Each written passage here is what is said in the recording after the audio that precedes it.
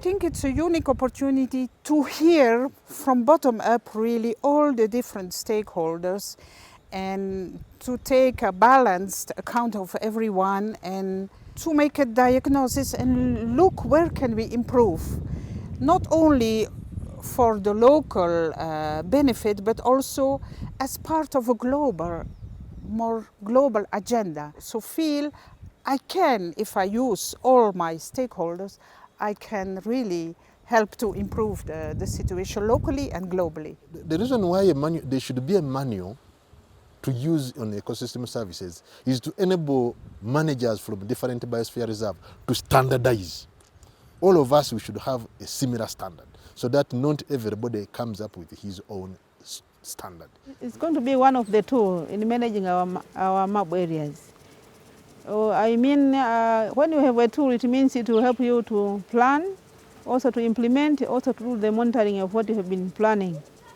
Because that tool, I think it links between what we do in terms of nature conservation, also in terms of development of the communities that are adjacent to us. So when we have a tool, at least it's going to work as a guideline to us. What should be done and not to be done, where and how, at what time and for whose benefit. The manual is very much useful because we don't have that kind of standard manual to manage our biosphere reserves, national parks, and that kind of resource. So I hope this manual will be useful for local managers, policymakers, even university and scholars like that. We have to value our ecosystems so that it will contribute to the conservation of the ecosystems themselves, and also it will trigger, conservationists as well as practitioners to care for the environment, for the ecosystem. The manual is important because, as I said, it fits the needs from the African network, but it's not only the African network which is in this need. I think that the overall network has the need to better understand what is ecosystem services.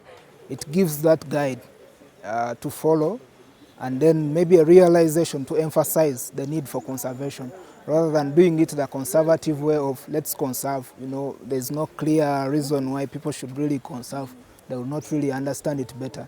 I think with values, people will learn and appreciate, plus the manager actually himself. I see the point in creating a tool, but I also worry that it has to be done in a way that is flexible enough. So we only are providing guidelines, I hope, or the result will be guidelines, and I kind of hope that the people who will actually execute them or try to implement it in the various localities will be able to be flexible enough to adapt them to the various requirements in the different sites that are where it's going to be implemented.